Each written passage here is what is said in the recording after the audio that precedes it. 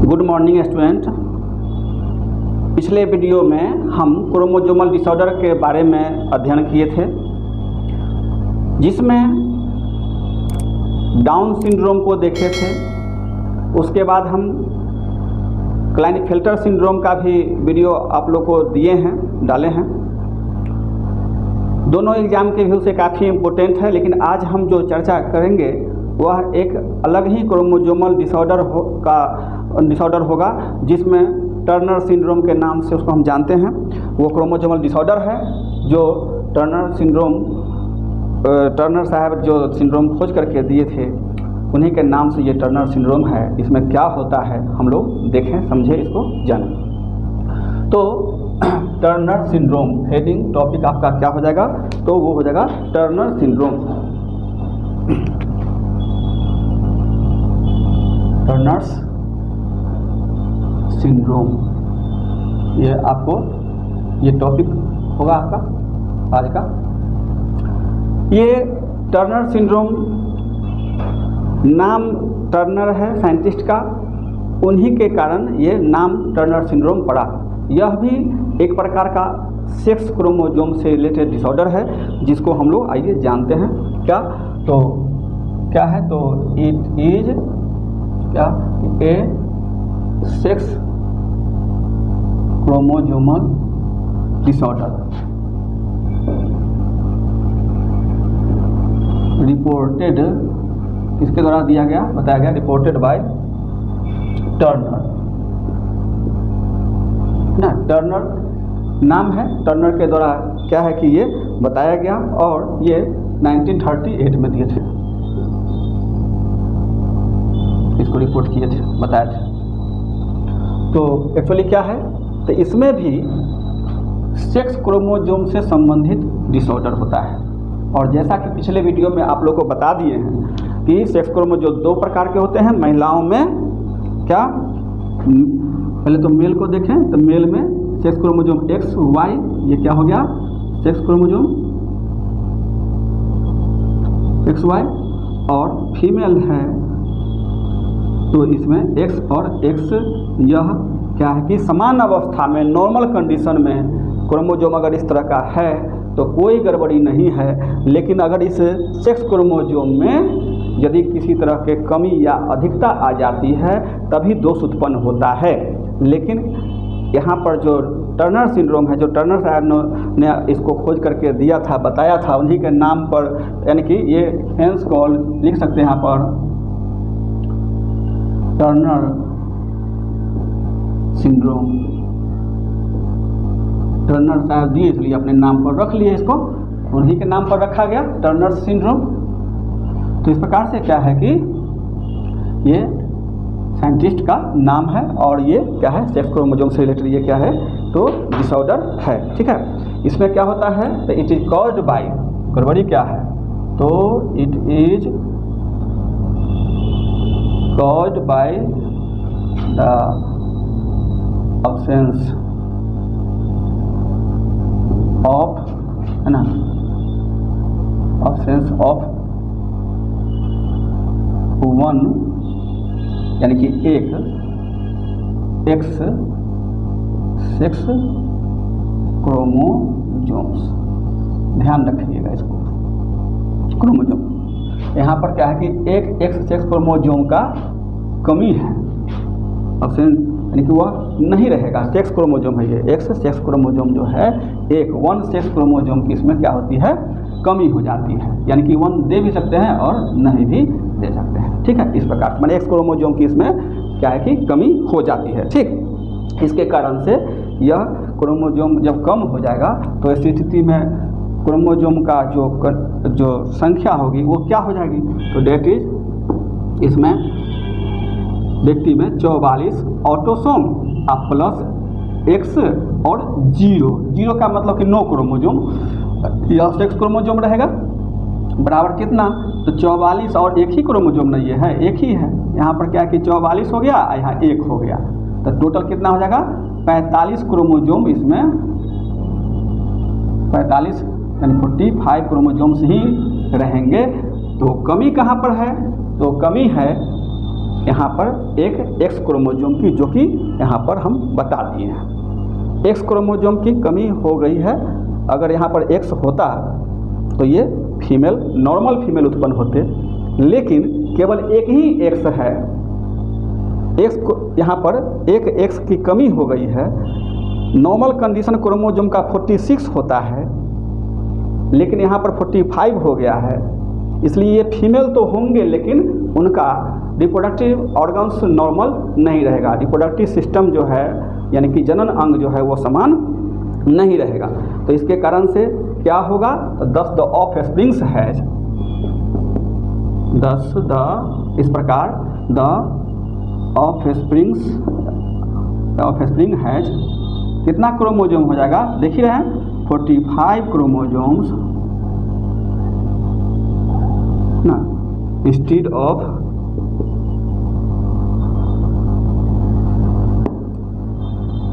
46, माने होना चाहिए नॉर्मल कंडीशन 46 के बदले उसमें क्या हो जाता है, 45 हो जाता है, यानी एक क्रोमोसोम की उसमें कमी हो जाती है।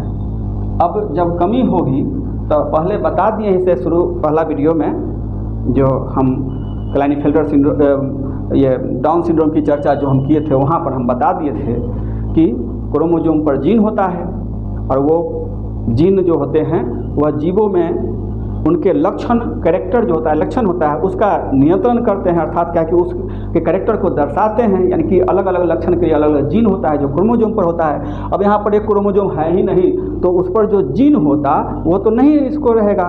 और क्रोमोसोम कौन है, तो सेक्स क्रोमोसोम है। तो गड़बड़ी किससे रिलेटेड होगा, तो सेक्स से संबंधित रिलेटेड गड़बड़ियाँ होगी, यानी कि रिप्रोडक्टिव सिस्टम या ऑर्गन्स जो हैं वो प्रभावित होंगे। और उसके अलावा उसमें और भी कदकाठी में चेंजिंग कुछ आ जाता है। तो इसमें सिम्टम्स क्या होगा, इनका जो टर्नर सिंड्रोम से ग्रसित जो व्यक्ति होगा, जो बच्चा जन्म लेगा, उसमें क्या गड़बड़ी होंगी, उसका लक्षण, सिम्टम्स। लक्षण में पहला लक्षण जो इसमें होगा वह क्या था, वह स्टेराइल फीमेल होंगे। ये क्या हो जाएंगे, स्टेराइल फीमेल होंगे, याद रखना है। स्टेराइल पिछले बार ही बताए थे, 5 नपुंसक है ना, यूनक, किन्नर भी बोलते हैं। क्लाइनेफेल्टर सिंड्रोम में भी ये टर्म आया है।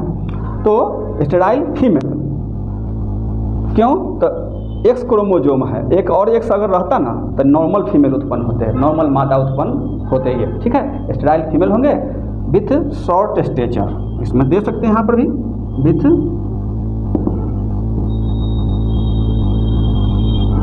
इनका कद काठी जो होगा वो ज़्यादा लंबा नहीं होगा, ये नाटे कट के रहेंगे। इसमें ओवरी का विकास सही से नहीं होता है, इसलिए रूडिमेंटरी ओवरी, माने ओवरी तो इसमें रहेंगे लेकिन अल्प विकसित रहेंगे, यानी कि क्या कहिएगा, एक अवशेष मात्र रहेंगे उसमें, रूडिमेंटरी रहेंगे, यानी कि अल्प विकसित रहेंगे, है ना। फंक्शनलेस होगा ये, फंक्शनलेस यानी कि कोई कार्य नहीं करेंगे ये, ठीक है। यानी कि यह इनएक्टिव फॉर्म में, अर्थात क्या कि ओवरी से ओवम का निर्माण नहीं होगा, क्योंकि ओवरी रूडिमेंटरी है, अवशेष के रूप में बचा हुआ है, केवल थोड़ा सा डेवलप होता है, नहीं तो नहीं हो पाता है। फिर इनका क्या है, तो इसको हम अनडेवलप्ड भी लिख सकते हैं, अनडेवलप्ड ओवरी भी इसको हम दे सकते हैं। और इसमें क्या है, तो इसमें अनडेवलप्ड ब्रेस्ट भी,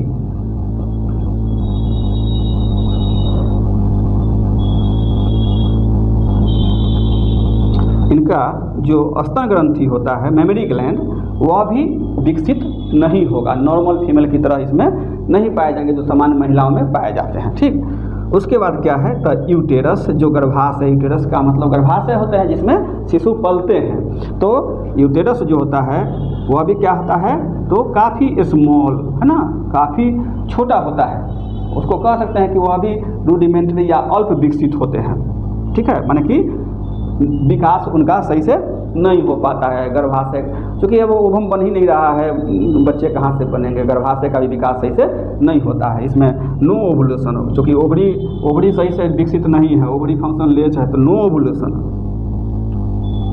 ओवुलेशन माने, ओवुलेशन का मतलब है अंडोत्सर्ग, माने ओवम का निर्माण जो होता है, तो उस ओवरी से ओवम निकलता है उसको ओवुलेशन बोलते हैं। इसमें ओवुलेशन होगा नहीं क्योंकि ओवरी तो रूडिमेंट्री है, ओवरी तो विकसित है नहीं इसमें, इसलिए इस चीज़ को भी ध्यान में आप लोग को रखना है।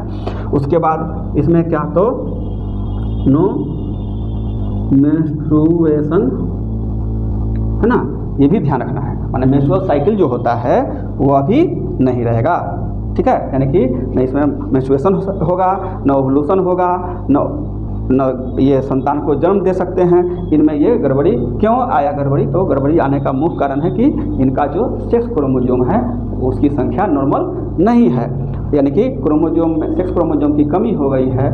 और चूँकि सेक्स क्रोमोसोम की कमी हो गई तो देखिए ज़्यादातर गड़बड़ी सेक्स से रिलेटेड है कि उसमें ये भी ब्रेस्ट भी उसी का एक हिस्सा या पार्ट होता है, लेकिन मुख्य रूप से इसमें क्या है, तो जो इनमें ओवरी है, ओवरी तो प्राइमरी सेक्स ऑर्गन है, इसका सही से विकास होना चाहिए तो ये नहीं हो पाता है। गर्भाशय का सही से विकास नहीं हो पाता है, तो जब ओवरी का और गर्भाशय का सही से विकास नहीं होगा तो फिर वो संतान कैसे जन्म देंगे। तो ओवरी यदि डेवलप नहीं किया और यूटेरस, तो इसके कारण से ओवुलेशन भी नहीं होता है और न उसमें मेंस्ट्रुएशन साइकिल ही होते हैं, मासिक स्राव या मासिक चक्र बोलते हैं, यह उसमें नहीं होता है। यानी कि ये संतानहीन रह जाते हैं और इनका जीवन इसी तरह से बीत जाता है।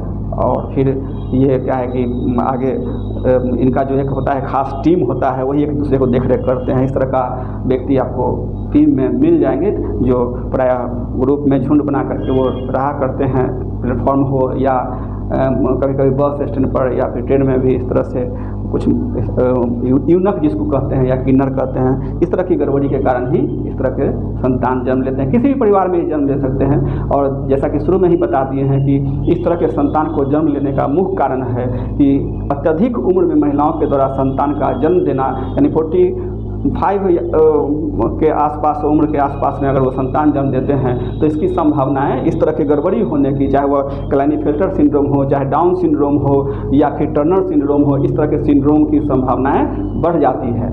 इस तरह का संतानों में सिंड्रोम उत्पन्न होने की संभावनाएं बढ़ जाती है। सबका एक समय होता है, ठीक है। आप लोग इसका प्रिपरेशन कीजिए, तैयारी कीजिए। आगे फिर हम नए टॉपिक को लेकर के आएंगे। आप लोग अगर ऐसा यदि लगे कि कुछ ज़्यादा और इम्पोर्टेंट टॉपिक है तो पहले भी हम उसको डाल सकते हैं, यदि आपका सुझाव आएगा इस पर तब। तो यह और बायोलॉजी से रिलेटेड होना चाहिए, तो इस चीज़ को ध्यान में रखिए और एग्ज़ाम के व्यू से होना चाहिए। ऐसा नहीं कि अब कुछ भी अभी हम बनाते नहीं, एग्ज़ाम के व्यू से हम कोशिश करते हैं कि ताकि वह समय पर आपको काम आ जाए और वीडियो बाद में बनते रहेंगे। ठीक है, शुभकामनाएँ, थैंक यू।